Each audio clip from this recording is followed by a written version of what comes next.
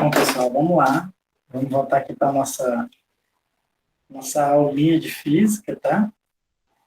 E por coincidência, na aula de hoje, a gente vai ver até uma aplicação do que a gente viu lá no cálculo, né? Que é a parte de integrais de uma curva, tá? A gente não vai ver assim muito aprofundado, tá? Não tanto quanto a gente vê lá, certo? Mas vamos lá. Então, lembrando que a gente está vendo, certo? Nós estamos vendo a parte de energia, certo? Na aula passada nós vimos, né? A definição de energia cinética, tá? Energia cinética, o livro chama de K, que basicamente é mv ao quadrado sobre 2, certo? Onde vê a velocidade do corpo, né? E vimos a definição de trabalho, né? Também, trabalho, certo? E aí, né? Se for de uma força constante, ela é bem simples. É força, o vetor força, escalar o vetor deslocamento, como eu tinha visto, certo? Mas se for uma força que não for constante, for variável, né? A gente viu que era a integral, tá? Eu falei que era fx dx mais a integral de fy dy mais a integral de fz dz, tá? Essa equaçãozinha aqui a gente pode escrever assim, ó. fx dx, fy dy, fz dz, certo? A gente pode escrever, a gente diz o seguinte, observe que é como se fosse a componente x do f vezes uma componente x de um vetor diferencial de x, né? Mesma coisa para isso, mesma coisa para o z. Ele escreve isso aqui como sendo assim, ó, produto escalar de f escalar dr. Onde esse dr, ele é como se fosse um vetor diferencial que cada componente, né? Aqui a componente x é o dx, a componente y é o dy, a componente z é o dz. Tá bom? Isso eu digo como se fosse, tá? Porque geometricamente você consegue fazer uma comparação, que foi mais ou menos o que eu fiz na aula passada para demonstrar essa equação, certo?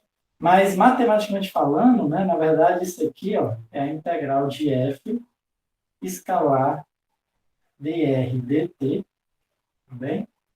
dt, né? Então essa aqui é a definição mais precisa de um trabalho, certo? Aqui onde eu falei, né, que isso aqui, pessoal, é uma integral, certo? O que é o R? Né? Vamos só lembrar, o R é uma curva, tá? Que a gente aprendeu lá no cálculo 1, né? Ou no cálculo 2. R é uma curva, tá? É uma curva que representa a trajetória, né, da partícula. A partícula está andando aqui nessa trajetória. Tudo bem? E o F é a força, tá? A força que está agindo nele, né?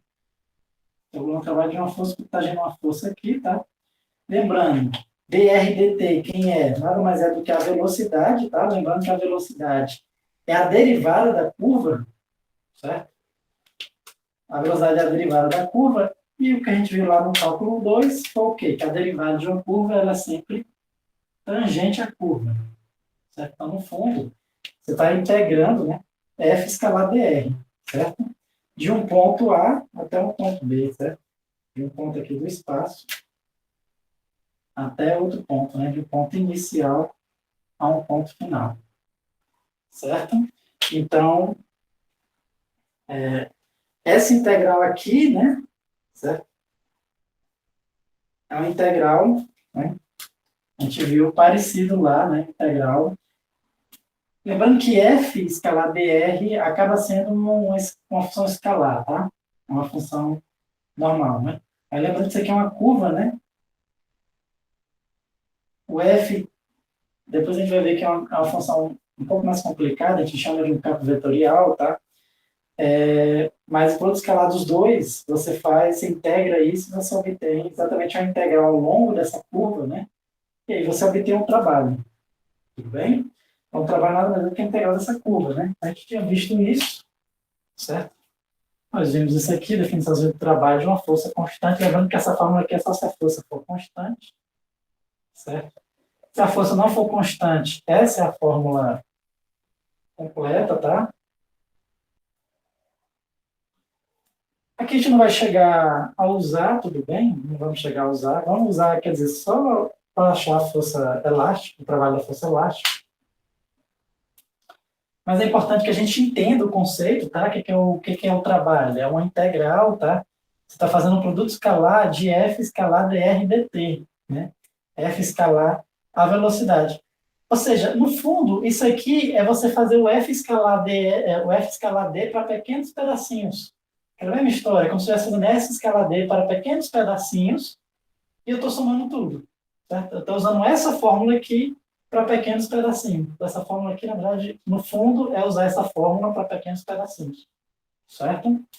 E nós vimos também, né, o teorema do trabalho e energia cinética, que dizia que o trabalho da força resultante é igual à variação da energia cinética. Tá? Então, foi isso que a gente viu. Certo?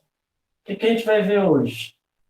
Nós vamos ver a parte energia cinética, certo?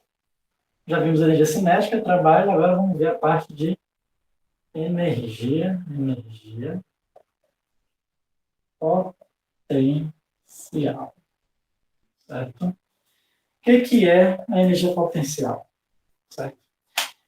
Existem algumas forças, certo? Algumas forças que, na verdade, a grande maioria das forças da física tem essa propriedade, que ela tem a seguinte propriedade: quando você resolve essa integral, certo? Ou seja, o trabalho, certo, da força, ela não depende da trajetória, certo? Então, sempre quando uma força, né? Então, o trabalho de uma força, de uma força, certo? Não depende da trajetória, não depende da trajetória. Tá? Essa é a principal propriedade, né? O trabalho da força, ele não pode depender da trajetória, então vamos supor, você tem aqui um corpo na posição A e tem um corpo na posição B, certo? Você pode trazer esse corpo de A para B de várias formas diferentes. Pode fazer assim, você pode fazer uma linha reta, certo? Você pode fazer um negócio mais complexo, certo? Então, se por acaso você realizar esse trabalho, tá? Quer dizer, se você for levar o corpo de A para B, tudo bem? E você observar que o trabalho da força em A realiza pelo caminho A, ou vou chamar aqui de caminho 1, caminho 2 e caminho 3. Se o trabalho no caminho 1 foi igual ao trabalho do caminho 2, foi igual ao trabalho do caminho 3, que foi igual ao trabalho de qualquer outro caminho, de qualquer outra trajetória, né? Ele diz o seguinte, que o trabalho ele não depende da trajetória. Tanto faz não importa a forma como você saiu de A e chegou em B. Não importa a forma que levou para você percorrer. O trabalho sempre vai ser o mesmo, dessa força. Tá? E essas forças que têm essa propriedade, você pode associar uma energia potencial a essas forças. Certo? Uma energia potencial. Né? Vamos chamar aqui de posição inicial e posição final. Certo? O que acontece? Para esse tipo de força, né, essas forças que o trabalho não depende da trajetória, certo? Depois eu vou dar o nome dessas forças, tá? Vou explicar por quê. Mas antes disso, vamos entender, né? Essas forças que têm essa propriedade, certo? O que acontece? O trabalho, ele só depende, né? Ele só depende de onde você saiu e onde você chegou. Não depende da trajetória, tá? Só depende de onde você saiu e de onde você chegou, certo? Então, só depende, certo? Da sua posição final, tudo bem? Ou seja, ele só, é uma função, certo? Que só depende da posição final e da posição inicial, tá? Menos a posição inicial, certo? Essa funçãozinha aqui é exatamente a gente define a energia potencial, certo? Então, a definição da energia potencial, na realidade, pessoal, não é exatamente a definição, porque por motivo de convenção, né, a gente disse que é menos a variação de energia potencial, certo? Mas é a mesma coisa, tá? O que acontece? Quando a sua força não depende da trajetória, você pode dizer que o trabalho, né, que é aquela integral que a gente viu, certo? Ela não depende da trajetória, ela só vai depender de uma função na posição final e de uma função na posição inicial. Essa função da posição final e inicial a gente chama de energia potencial, tá? Vai menos essa função, tudo bem? Então, ou seja, a definição da energia potencial é que a variação da energia potencial é menos o trabalho realizado pelaquela força, a força que realizou a energia potencial, certo? Observe que, no fundo, né, é bem parecido com essa formulazinha, certo? Mas tem uma diferença, tá? Uma diferença crucial. Observe que aqui é o teorema do trabalho na energia cinética, que é sempre verdade para a força resultante. Para a força resultante, esse teorema sempre é verdade. O trabalho da força resultante é igual à variação da energia cinética. Tá? Aqui não. Essa equaçãozinha só é verdade, certo? Só é verdade, se o seu trabalho, se o trabalho da sua força não depender da trajetória. Certo? Então, quando o trabalho da sua força não depender da trajetória, certo? Não depender da trajetória, a gente diz que o trabalho, a gente diz que você pode definir uma energia potencial, tá? E essa energia potencial você calcula assim, a variação da energia potencial é igual a menos o trabalho, tudo bem? Outra forma de a gente fazer isso aqui, né? Então lembrando, o trabalho é uma integral, tá? Você pode dizer que a variação da energia potencial, ela é menos, lembrando, o trabalho que era? A integral de F escalar dr, né? Então você pode dizer que a variação da energia potencial F escalar dr é uma das formas de você achar, tá? A energia potencial, certo? Ou então, né? Como, como a energia potencial é uma integral, certo? Se a gente usar lá o teorema fundamental do cálculo, né?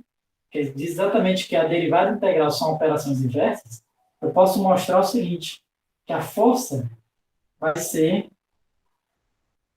menos a derivada, tá? Menos a derivada do potencial. Tudo bem? A força vai ser menos a derivada do potencial.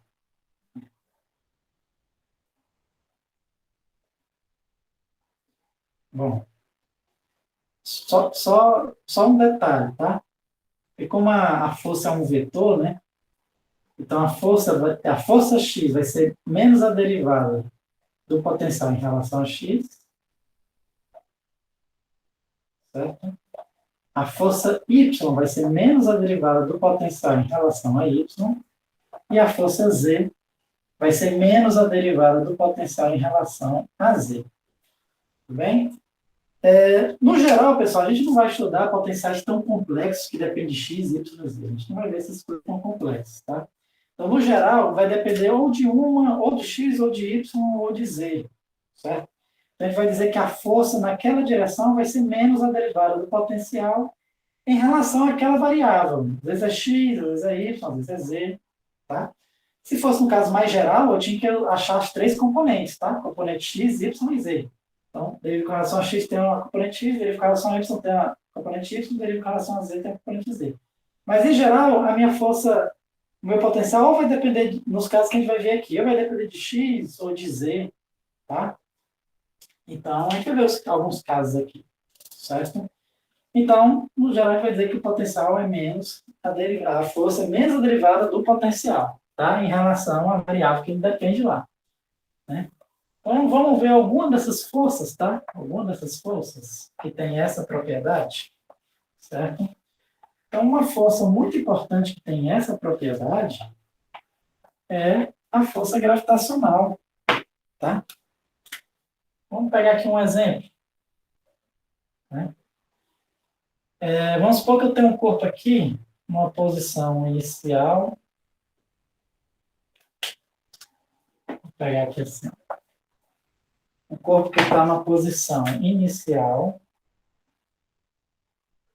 e leva para uma posição final. Certo? Aqui eu estou vendo verticalmente, tá? Vamos chamar isso aqui do eixo Z ou eixo Y, tá? Chamar de eixo Z mesmo. Que é a altura, tá? Finge que isso aqui é a altura. Ou seja, o corpo está aqui e eu vou trazer para cá. Né? Estou com o corpo aqui e vou trazer para cá. E eu posso trazer de várias formas, né? Posso fazer assim, posso fazer assim, posso fazer assim, né? Ou seja, eu faço assim, assim, assim. Posso do jeito que eu quiser, né? Ó, eu chego aqui de algum jeito. Como é que é o trabalho da força-peso nesse caso? Certo? Então, o trabalho da força-peso, só relembrar, né? A gente volta G de gravitacional, né? Trabalho da força gravitacional. É essa integral, tá? É essa integral aqui, mas a gente pode calcular, como é uma força constante, né? A força gravitacional, ela é uma força constante. Eu posso calcular usando P escalar o deslocamento. P escalar o deslocamento. Certo? E aí, o que vai acontecer? Independentemente da trajetória. Não importa se eu cheguei daqui assim, se eu cheguei assim, se eu cheguei assim, se eu fiz um negócio assim. Eu posso fazer o que eu quiser aqui. Certo? Sempre vai ser o peso escalar o deslocamento. O deslocamento é simplesmente, né, esse vetor aqui, tá? Esse vetorzinho aqui. Certo? Ou seja, o trabalho da minha força-peso, como é que eu posso escrever? Certo? Então, vamos supor que ele sai aqui de uma posição inicial, né? Vamos aqui dizer I, para ter uma posição final. Um ZF. Certo? A força-peso, como é que ela é a força-peso? A força-peso, ela é menos mg na direção K. É isso? Força-peso, ó, tá agindo aqui sempre para baixo, certo? E é massa vezes a gravidade, né? Então tá para baixo, né? O meu eixo Z eu vou ter aqui para cima, então o peso ele tá negativo, certo? Escalar o vetor de deslocamento, certo? Escalar o vetor de deslocamento. O vetor de deslocamento, o que vai acontecer? Ele, observe que ele pode até ter, ele tem duas componentes, tá? Ele tem essa componente aqui, ó, na horizontal, certo? Que pode ser x ou y, tanto faz. E ele vai ter essa componente aqui na vertical, certo? Chamar de dz. Tudo bem? O que acontece? Essa componente na horizontal, que aí vai estar na direção x ou y, quando eu fizer o produto escalar, tá, ó, esse meu vetor de deslocamento, ele é assim, ele vai ter alguma componente x, alguma componente y. Essas componentes aqui não me importam. Por quê? Porque quando eu fizer o produto escalar, lembra, é componente vezes componente. É a x, é a componente x do peso vezes a componente x desse. Quanto é a componente x do peso? Zero. Vai ficar zero vezes qualquer coisa. Certo? Mais a componente y do peso. Zero vezes qualquer coisa. Ou seja, vai zerar. Essa qualquer coisa não me importa. Tá? Mas o que vai me importar é o que? A componente z.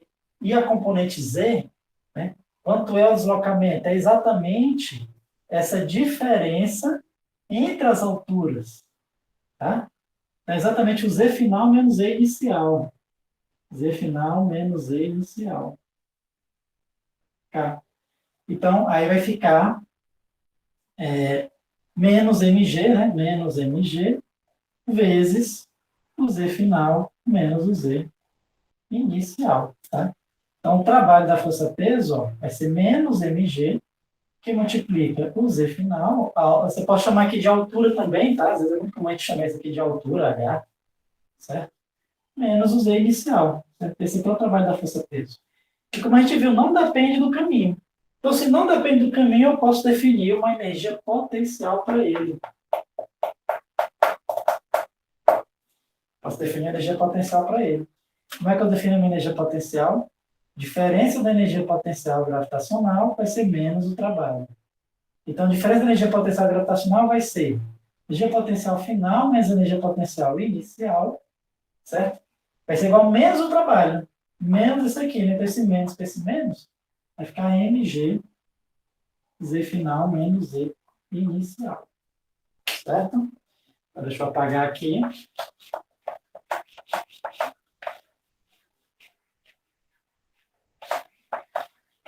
Deixa eu apagar aqui. Então, o que eu vou ter? Que o potencial final menos o potencial inicial vai ser mg z final menos mg z inicial. Beleza? E aí, ou seja, né? Não tem um final menos inicial, né? Eu posso dizer que a minha energia potencial da força gravitacional, certo?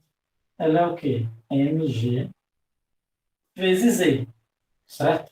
Lá no ensino médio a gente costuma ver como sendo mgh, né? Onde o h representa a altura, tá? Aqui eu simplesmente disse que a altura, em vez de chamar de h, eu chamei de z, tá? É a mesma coisa. O importante é que vai ser a massa vezes a gravidade vezes a altura. Aí você pode chamar de z, de y, de h, você chama do que você quiser. O importante é que é massa vezes a gravidade vezes a altura. Então, a energia potencial, né? Então, a força peso, a força gravitacional, ela tem essa propriedade, não depende do caminho. E por isso você consegue definir uma energia potencial gravitacional. E está aqui ela. Certo? Tudo bem? Só um detalhezinho aqui, pessoal, uma coisa importante é que eu defini aqui minha energia potencial gravitacional, né, como sendo mgz, né? Aí se eu botar o final, exatamente o final, menos o inicial, certo? Mas eu poderia ter feito isso aqui somando qualquer outra constante aqui, tá? Porque quando eu fizesse a final menos a inicial, essas duas constantes iam se cancelar. Tudo bem? Ou seja, então, na verdade, toda energia potencial, toda energia potencial, como ela é definida através de uma diferença, tá? A variação da energia potencial é igual ao trabalho, como ela é definida através de uma diferença, então você sempre é livre para escolher que valor é esse de constante. Certo? Que valor é esse de constante? Certo? Então, ou seja, você pode dizer simplesmente que a energia potencial gravitacional é mg vezes a altura, né? Massa vezes a gravidade vezes a altura, mais algum valor, mais 5, mais 10, mais 20, pode ser um valor qualquer. Certo? Lógico que, né?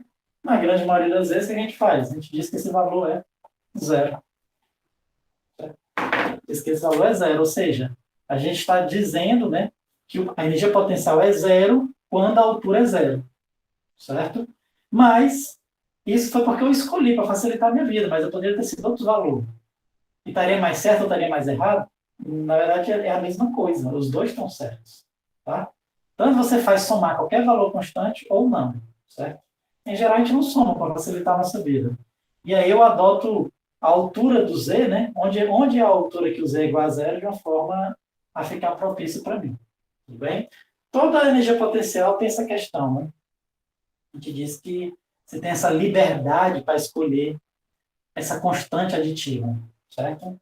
E, no geral, a gente escolhe zero. No geral, nem sempre, certo? Vamos ver aqui outro exemplo, né, de uma força que tem essa propriedade também, certo? Outro exemplo de uma força que tem essa propriedade é a força elástica, tá? Quem é a força elástica? F igual a menos kx, certo?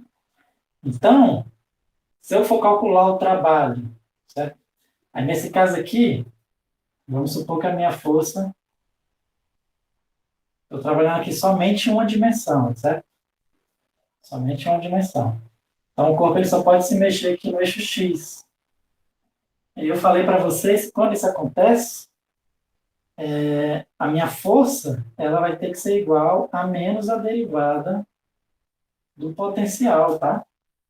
Então, ou seja, menos a derivada do potencial tem que dar isso aqui, certo? Se você... Então, o que derivando, né? Qual é a função que derivando dá isso aqui? Certo? Isso aqui é a potencial elástica. certo? Qual é a função que derivando dá isso aqui? Aliás, que menos, né? Menos derivando dá isso aqui. Se você reparar bem, minha energia potencial elástica eu posso escrever como sendo kx ao quadrado sobre 2. Por quê? Porque se eu derivar a minha energia potencial em relação a x, o que acontece? Desce o 2, corta o 2 com 2, e aqui subtrai 1. Fica kx. E aí a força fica exatamente menos isso aqui, né? Ó. Menos dx, e a força é menos kx, como obtido. Ou seja, se eu definir minha energia potencial elástica assim, certo? Essa função, né, obedece todas aquelas propriedades, tá? Ela independe do caminho, certo? O trabalho independe do caminho, e a força, ela, quer dizer, exatamente, a força independe do caminho e eu obtenho a força como sendo a derivada da energia potencial, certo? Eu poderia até fazer aqui, né? Eu posso fazer aqui, certo? Então, por exemplo, o trabalho da força elástica é exatamente a integral, como eu estou só em uma dimensão, vai ser a integral do f de x dx. Ou seja, vai ser o quê? Isso aqui? Integral de menos kx dx, de um x inicial até um x final. Isso aqui é o quê? Vem um menos aqui para fora, vem o k também, integral de x dx é x ao quadrado sobre 2, de um x inicial a um x final. Ou seja, o trabalho da força elástica vai ser menos o k x final ao quadrado sobre 2, menos o kx inicial quadrado sobre 2. Quem é isso aqui? É exatamente a energia potencial final menos a energia potencial inicial. Ou seja, essa expressão eu também posso escrever como sendo, né, isso aqui, né? Onde a minha energia potencial elástica é exatamente esse valorzinho aqui. Tá? Certo? Beleza, pessoal? Então, na verdade, essas aqui são as duas energias potenciais que a gente vai estudar, né? Energia potencial gravitacional e energia potencial elástica. Lembra, a gente só pode definir essas duas energias potenciais, por quê? Porque essas forças não dependem do caminho, certo? Essas forças não dependem do caminho. Tudo bem? E agora, nós vamos entender o seguinte, que essas forças, certo? A gente chama, essas forças que não dependem do caminho, a gente chama de forças conservativas, tá? Por quê? Porque forças conservativas, a gente vai ver que elas geram uma conservação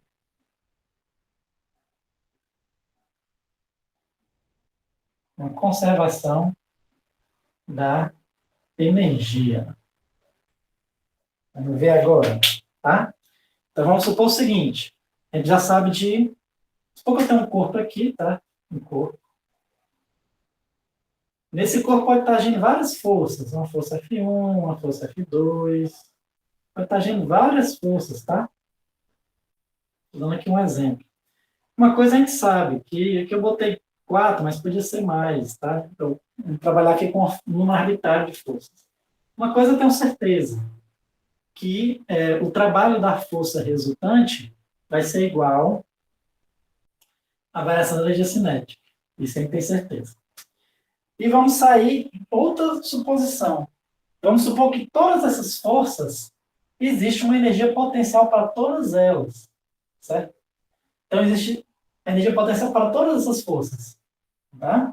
Ou seja, existe a energia potencial da força 1, né? Como a gente viu, vai ser menos o trabalho da força 1, porque existe a energia potencial da força 2, certo? Existe a energia potencial da força 3 e a energia potencial da força 4. Se fosse 5, se fosse 6, enfim. Para todas elas existe isso aí, certo? Mas o que acontece? Suponhamos agora, né? Só que vamos lembrar de uma coisa, né?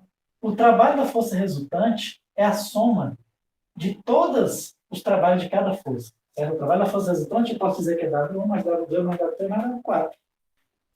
Certo? Eu só somar todo mundo aqui, o que eu vou ter? Ó?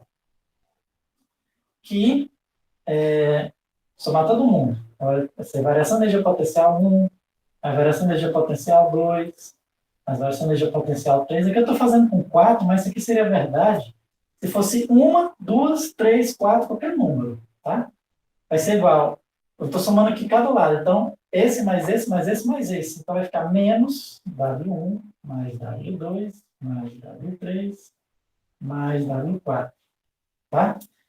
Essas energias potenciais tudinha, certo? A soma dessas energias potenciais a gente chama de energia potencial total, tá? Então, eu posso dizer que a soma da variação de cada um é a variação da soma de todo mundo, certo?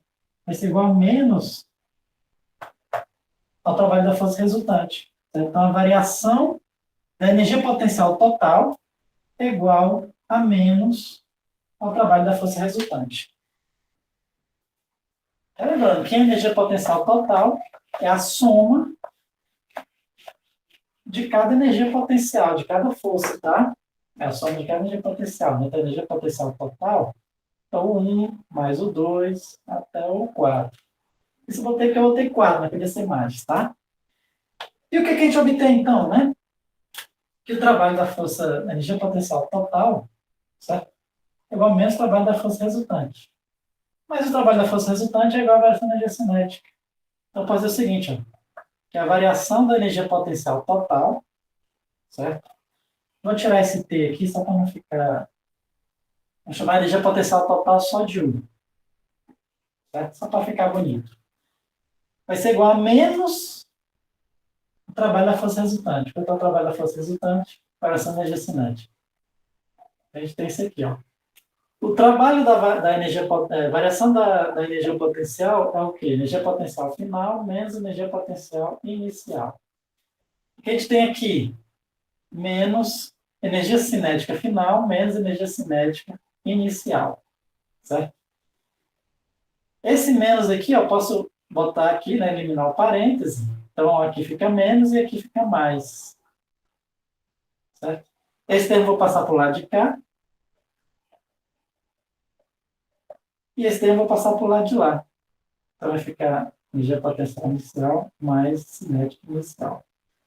O que a gente achou aqui? Ó? Que a energia potencial final mais energia cinética final é igual a energia potencial inicial mais energia cinética inicial. Certo? O que significa dizer? Né? Isso significa dizer o seguinte, que a soma dessas duas energias, a soma delas duas, ela é sempre a mesma. Por quê? Porque esses pontos iniciais e finais é arbitrário. Quem é o final, quem é o inicial é arbitrário. Então, eu posso escolher o final sendo vários pontos diferentes. Vamos supor que esse aqui seja inicial. Então, eu poderia escolher o final sendo aqui, depois posso escolher o final sendo aqui, depois o final sendo aqui. Certo? O ponto final ele é arbitrário. Tudo bem? Inclusive, podia ter no momento anterior também. Então, o que significa dizer isso? Que a soma da energia potencial mais a cinética, isso é um valor constante, tá? Ele é um valor constante. Certo? Isso aqui é exatamente o que a gente chama da conservação de energia. Certo? A soma das duas no movimento de uma partícula. Certo? No movimento de uma partícula em que todas as forças, você pode escrever como sendo uma energia potencial, a soma dessas duas é uma força constante. Isso que a gente chama de conservação de energia, tá? A soma dessas duas forças a gente chama de energia mecânica. Certo? A energia mecânica é a energia potencial mais a cinética. Isso aqui é energia mecânica. Ou seja, a gente diz que a energia mecânica, certo? No caso dessas forças, né? Essas forças que sempre que existe uma energia potencial associada a elas, a energia mecânica, ela se conserva, ela sempre tem o mesmo valor. Isso aqui é exatamente a conservação de energia, tá? É o que a gente chama de conservação de energia. E é por isso, né, que as forças que existe uma energia potencial associada a elas, a gente chama de forças conservativas, tá? Então, todas essas forças aqui, eu estava guardando esse nome para vocês entenderem de onde é que veio esse nome. Então, essas forças são forças que a gente chama de conservativas, certo? O que é uma força conservativa? É uma força em que você pode associar uma energia potencial a elas, certo? A gente associa por essa equaçãozinha aí, né? Beleza? Então, ou seja, sempre que o seu sistema só agir forças conservativas, certo? A energia mecânica se conserva. O que é energia mecânica? A potencial mais a cinética, certo? A soma das duas se conserva, não quer dizer que elas individualmente se conservem. Na verdade, a gente vai ver que uma vira a outra. Quando uma diminui, a outra aumenta. Então, a gente diz que uma está se transformando na outra, tá? Então, sempre quando existem forças conservativas no seu sistema, certo? Sempre uma energia se transforma na outra, tá? Sempre quando existem forças conservativas no seu sistema, né? Ou seja, né? Então, a gente pode ver aqui alguns exemplos, tá? Vou pegar aqui um exemplo.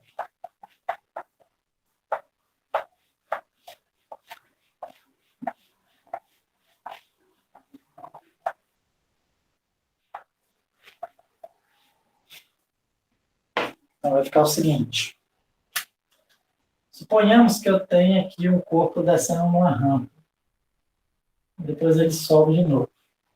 E suponhamos que seja sem atrito, tá? Como a gente vai ver, a força de atrito, ela não é conservativa.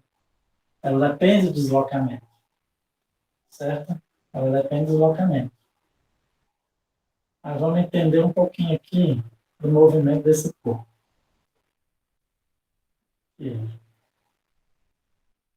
Vamos supor que ele está aqui, certo? No topo de uma rampa.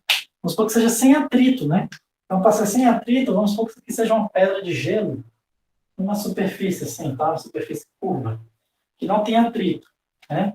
Então, vamos supor que ele escorrega aqui, começa a escorregar, certo? Então, vamos entender o que acontece. Como é que vai, o que acontece aqui na trajetória dele, certo? Primeiro, vamos ver quais são as forças que estão agindo nele, certo? Então, nesse corpo aqui, vamos supor que ele está livre para andar aqui nessa rampa, ou seja, não tem ninguém empurrando nem puxando ele. Se não tem ninguém empurrando nem puxando ele, só tem duas forças agindo nele. A força peso, certo? E a força normal. Tudo bem? A força peso, a gente viu que ela é uma força conservativa, tá? A força peso é uma força conservativa que tem energia gravitacional mgz ou H, né? Tanto faz. E a força normal, o que acontece? A força normal, certo? Ela também é uma força conservativa. Por quê? Porque o trabalho da força normal é sempre zero. Ou seja, ele independe do caminho e ele é sempre zero. Isso significa dizer que eu posso definir a energia potencial da força normal como sendo identicamente zero. Tá bom? Ou seja, esse aqui é um sistema como esse. Esse aqui é um sistema como esse. Eu posso dizer que a energia mecânica, que é a energia potencial, mais a energia cinética, certo? mv ao quadrado sobre 2, sempre é o mesmo valor constante. A soma das duas sempre é o mesmo valor, certo? Ou seja, uma só se transforma na outra, né? Vamos entender aqui como é que acontece. Né? O que acontece é o seguinte, ó. Vamos supor, aqui é o meu... Aqui é o ponto em que o Z é igual a zero, tá? A altura que é Z é igual a zero. Ou seja, quando o corpo está nessa posição aqui, vamos supor que aqui ele está paradinho, certo? Ele vai começar a escorregar. Então, escorregar, ele está parado, certo? Então, o que acontece? Se ele está parado, então ele não tem energia cinética, tá? Se eu for ver aqui o meu corpo, ele só vai ter energia potencial, tudo bem? Então, vamos escrever a energia potencial de azul. Então, nesse ponto aqui, eu vou escrever a energia dele como se fosse essa barra, certo? Como se fosse essa barra. Quando ele começa a escorregar, aqui ele adquire uma certa velocidade. Ele adquire uma certa velocidade, mas a altura dele diminuiu. Se a altura diminuiu, o que aconteceu com a energia potencial? A energia potencial também diminuiu, certo? Então, nesse pontozinho aqui, ó, A energia potencial que era essa barra toda, agora ela é só essa barra menorzinha aqui, certo? Mas ele adquiriu velocidade, certo? Ele adquiriu velocidade significa que ele ganhou energia cinética. A energia cinética vamos desenhar como se fosse uma barra vermelha. E uma coisa eu posso ter certeza, o quê? Que a soma da energia potencial mais a energia cinética, ela tem que ser constante. Ou seja, a altura da minha barra não modifica. Antes, toda a minha energia mecânica era só energia potencial. Por quê? Porque esse termo era zero. Certo? Esse termo aqui era zero. Então, tudo era energia potencial. Quando ele começou a descer, ele começou a adquirir velocidade. Só que ele adquire velocidade transformando energia potencial em energia cinética. Certo? Transformando energia potencial em cinética. Então, de acordo com que ele vai descendo, essa barra vermelha vai ficando cada vez maior e a azulzinha vai ficando cada vez menor. A altura diminuindo cada vez mais e a velocidade aumentando cada vez mais. De tal forma que a soma das duas tem que ficar da mesma altura. Por quê? Porque a soma das duas é a energia mecânica. Ela se conserva. Tudo bem? Quando chegar nesse ponto mais embaixo, a altura ficou zero. O Z é zero. Então, nesse ponto aqui, e onde a velocidade é máxima, né? Então, um corpo de velocidade zero vai aumentando a velocidade, porque a gravidade está acelerando ele. Quando chega aqui, a velocidade é zero. É máxima, a velocidade é máxima e a altura é zero. Então, nesse ponto aqui, ele transformou toda a energia potencial em energia cinética, tá? Só que aí ele não para, né? Ele continua indo para frente. Ele vai subir. Só que agora ele está subindo, então ele está ganhando energia potencial. Ele começa a adquirir novamente uma energia potencial. Só que, para ele adquirir essa energia potencial, ele teve que fazer o quê? Transformar parte da energia cinética dele em potencial. Certo? E ele vai subir até quando? Até que se esgote toda a energia cinética que ele tem para transformar. Que é quando ele chega aqui nessa mesma altura que ele estava antes. Quando ele chega na mesma altura que ele estava antes, certo? Ele transformou toda a energia cinética que ele tinha aqui embaixo em energia potencial novamente. E ele repete o movimento, começa a voltar. Tudo bem? De tal forma que a soma das duas, certo? Aqui não está aparecendo porque eu desenhei mal desenhado, mas a soma das duas, o tamanho da barra é a mesma. Certo? Ou seja, esse aqui é um exemplo de conservação de energia, né? Certo? E o mais interessante é que você consegue achar alguns resultados, tudo bem? Então, fazer o seguinte, ó, que MZ, em qualquer ponto, né, posso chamar aqui de ponto 1, aqui de ponto 2. Então, MZ1 mais M V1 ao quadrado sobre 2 é igual a MG Z2 mais M V2 ao quadrado sobre 2. Certo? Então, por exemplo, se eu quiser saber quanto é a velocidade no ponto 2, né? Se eu tivesse todo o resto, eu poderia, né? As massas eu nem preciso saber, porque as massas aqui no caso é se cortar. A gravidade eu já conheço. Se eu soubesse a altura no ponto 1, a velocidade no ponto 1 é zero, né? E a altura do ponto 2 é zero, sabendo a altura do ponto 1, eu consigo achar a velocidade no ponto 2, né? Então, essa é uma das utilidades aqui da conservação de energia, né? A gente consegue achar, né, uma relação entre posição e altura. Tudo bem? Nesse caso aqui que só tem energia potencial, tá? E é gravitacional. Se a gente fosse estudar aqui um caso em que tivesse uma energia potencial elástica, certo? É bem parecido o problema, certo? Então, vamos supor o seguinte. Eu peguei, puxei aqui um corpo que está preso no elástico, certo? Até essa distância aqui, certo? O que vai acontecer? Esse corpo ele vai começar a andar, né? Então, ele vai passar aqui por uma... Aqui é a posição de equilíbrio, tá? E que a força é zero, né? Então, ele começa a vir, começa a voltar, né? É uma força restauradora, essa força restauradora tenta restabelecer o equilíbrio, né? Trazer ele para o equilíbrio. Então, esse corpo vem para cá, certo? Aqui aqui ele está parado, né? Aqui ele adquire uma certa velocidade. A mola continua puxando ele vai passar por aqui, certo? Vai passar aqui pela posição zero. Quando ele passa por zero, que a velocidade dele é máxima, ele continua vindo, né? Vai passar aqui para uma posição intermediária até chegar ao ponto em que ele tem uma posição máxima aqui, tá? Que é quando ele comprime totalmente a mola. E aí depois ele começa a retornar aqui, tá? Ele vem, depois retorna fazendo o movimento inverso, certo? Deixa eu só fazer em azul aqui para a gente ver. Ele vai vindo, passa por aqui, passa pela posição, até chegar ao extremo do outro lado e aí ele continua voltando. Ele fica nesse processo de voltando, né? Direto. Aqui é aquela mesma situação, tá? Só que em vez de ser usando a energia potencial, a gente vai usar a energia gravitacional, a gente usa potencial elástica. Da mesma forma aqui, a minha energia mecânica vai ser a potencial elástica, que é K x ao quadrado sobre 2, mais a cinética, m v ao quadrado sobre 2. Isso aqui é igual a constante, certo? Nessa situação aqui, percebe que a minha energia potencial elástica agora depende do meu deslocamento, certo? Do x, né? Deslocamento, do quanto ele está deslocado em relação à origem. Então, quando você puxou o corpo ao máximo, o deslocamento é máximo. X máximo. Certo? Enquanto que ele está vindo, o X está diminuindo. Aqui ele também está indo para o outro lado, que também tem um X máximo, só que é menos um X máximo, né?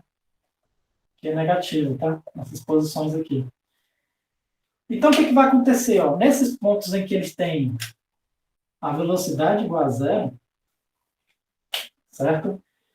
É exatamente quando você tem a energia cinética zero, ele só vai ter energia potencial. É exatamente como se fossem esses dois extremos aqui. Eu só tenho energia potencial, tá? De acordo que a mola vai puxando ele vai ganhando velocidade. Então, parte dessa energia potencial é transformada em energia cinética. Parte é transformada em energia cinética. Quando ele chegar aqui, o x, quanto é? Zero. Então, o potencial fica zero. Ele só passa a ter energia cinética. Certo? Aí ele começa a aumentar aqui o valor de x, né? Só que aumenta em valores negativos, tá? Certo? Só que como aqui tem um quadrado, né? Esses valores negativos, quando eu levo ao quadrado, fica positivo. Então, começa a aumentar a energia potencial. Então, novamente, né, essa energia cinética, que já foi energia potencial, que foi transformada em cinética, ela volta, novamente passa a se transformar em energia potencial, certo? Novamente, ela passa a transformar em energia potencial. Até que toda ela se transforma em energia potencial. Quando toda ela se transforma em energia potencial, é quando o corpo zera novamente, e ele fica nesse movimento, certo? Para sempre, né? De tal forma que a energia mecânica, a soma das duas, sempre se conserva, né? Que eu estou representando aqui como se fosse a altura da barra, certo? Suponho que as barras tudo com a mesma altura. Ele está desenhado porque eu não sei desenhar muito bem. E aqui, novamente, eu posso comparar também dois pontos quaisquer aí, né? Dizer que mkx1 sobre 2 mais mv1 ao quadrado sobre 2 vai ser igual a kx2 ao quadrado sobre 2 mais mv2 ao quadrado sobre 2, tá? Então, se eu souber a posição e velocidade em um ponto, consigo determinar, certo? A velocidade em qualquer outro ponto, certo? Em qualquer outra posição. Tudo bem?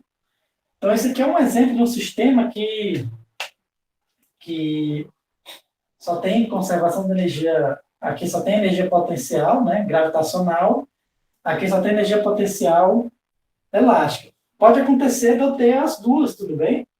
Pode acontecer de eu ter as duas. Eu posso pensar aqui no sistema que ele tanto tem uma mola, quanto tem como ele também vai mudando de altura, certo?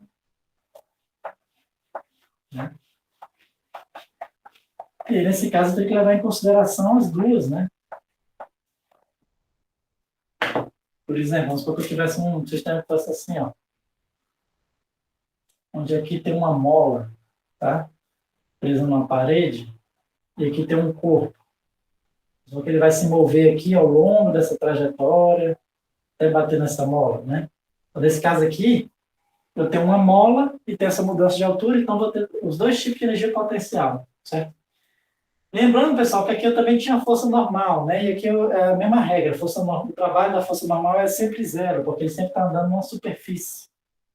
A força normal sempre é perpendicular à superfície, né? A trajetória do movimento. Então, ela não... Ela pode até definir uma energia potencial da força normal como sendo zero, tá? Então, nesse caso aqui, eu teria que levar em consideração que eu tenho a minha energia,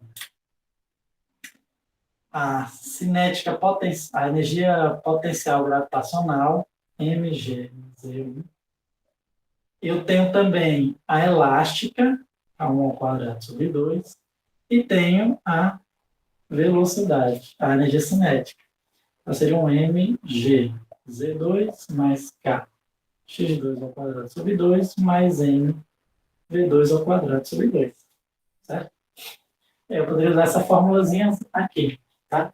Lembrando que se o corpo não está em contato com a mola, então a mola está na posição de equilíbrio, então o x é zero. Certo? Então, ou seja, esse termo aqui da energia cinética, da energia potencial elástica, só vai existir quando o corpo passa a entrar em contato com a mola. Né? Enquanto ele está fora, enquanto ele não entra em contato com a mola, esse termo aqui é zero. Certo, pessoal? Alguma dúvida em relação a isso? Bom, vamos resolver aqui uns exercícios, né?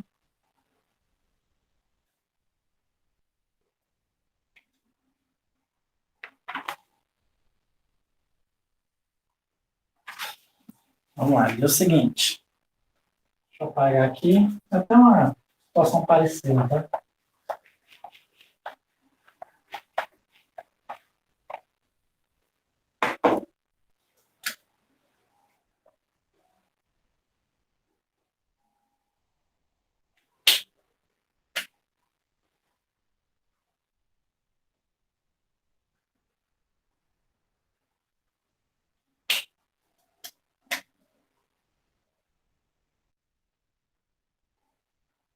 Ele diz o seguinte, ó.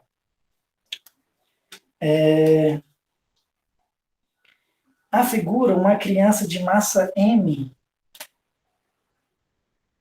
parte do repouso no alto de um tubo-água. Então, aqui é um tubo-água, tudo bem? A parte do repouso, a velocidade dela é zero. Certo? Que está a uma altura H de 8,5 metros. Tá? 8,5 metros. Acima da base do brinquedo. Suponha que a presença da água torna o atrito desprezível. Então, o atrito aqui é desprezível.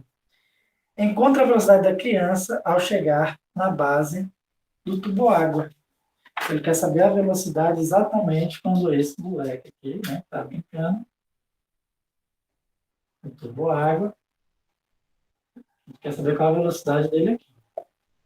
Certo? Bom, a gente vai usar conservação de energia, tá? É muito útil, né, conservação de energia, porque a gente não precisa ficar resolvendo lei de Newton, né? Que é coisa mais complicada. A gente pode só simplesmente usar aqui, né, que m, g, z1, mais m, v1 ao quadrado sobre 2, igual a m, g, z2, mais m, v2 ao quadrado sobre 2. E aí você escolhe que é um ponto 1, que é um ponto 2, né? Então, naturalmente, o ponto 1, eu tenho que escolher pontos que eu tenho conhecimento, né? Então, o ponto 1 eu conheço a altura e a velocidade, e o ponto 2 é exatamente onde eu quero determinar a velocidade, tá? A massa da criança ele não me deu, mas a massa da criança ela se corta aqui, né? Cortei aqui, aqui, aqui, aqui. Então aqui vai ficar, ó, gravidade, que é 9,8, vezes o Z1, a altura do ponto 1, 8,5, mais a velocidade no ponto 2, aliás, no ponto 1, ele diz que é ponto 1 ao quadrado sobre 2. A velocidade no ponto 1, ó, é zero, ele partiu do repouso. Esse termo aqui é zero. Então, mais zero vai ser. Velocidade no ponto 2, tá? Então, ele está lá embaixo, né? A altura é zero. Certo? Então, aqui é zero. Vai ser V2 ao quadrado sobre 2. Tá? Então, isolando aí, né? Meu V2 vai ser a raiz de 2 vezes 9,8 vezes 8,5. E aí eu acho que a velocidade com que ele vai chegar lá embaixo, né? Supondo que foi sem atrito, é de aproximadamente 13 metros por segundo, certo? Só para a gente saber em quilômetros por hora, né? Só por curiosidade. 13 metros por segundo em quilômetros por hora é mais ou menos uns 47, aproximadamente 47 quilômetros por hora, certo? Então, ficando aqui por 3,6, né? Ou seja, se você descer no toboágua, né? Tem quase uns 10 metros de altura, né? 8,5 metros de altura, bem alto, né? Um toboágua é como se fosse um toboágua do terceiro andar para baixo. Lá no Beach Park tem, né? Você vai chegar lá embaixo mais ou menos a uns 50 quilômetros por hora, tá? Independente do peso, né? Não sabe que isso é verdade, independente da massa, né? Então, se o atrito for zero, tá? Então, se ele estiver bem lubrificadozinho, o tobogã, certo? Com água, você vai chegar mais ou menos nessa velocidade, né? Quem já desceu tubo água sabe que você chega a uma velocidade gigantesca lá embaixo, né? Certo? Bem? Bom, então vamos fazer o seguinte, pessoal. Por a gente fica por aqui, certo? E na próxima aula, a gente vai terminar essa parte de energia, certo? Vamos ver assim. E se meu sistema tivesse uma força dissipativa, né? Se tivesse atrito aqui, vamos ver como é que essas equações vão ficar, certo? Vamos ver um jeito da gente conseguir estudar o movimento só olhando o gráfico da energia potencial, só olhando o gráfico da energia potencial, a gente consegue mais ou menos entender como é o movimento, certo? E a gente termina essa parte de energia, ok? Então, na aula de manhã, amanhã a gente finaliza tudo isso, certo, pessoal? Então, até amanhã.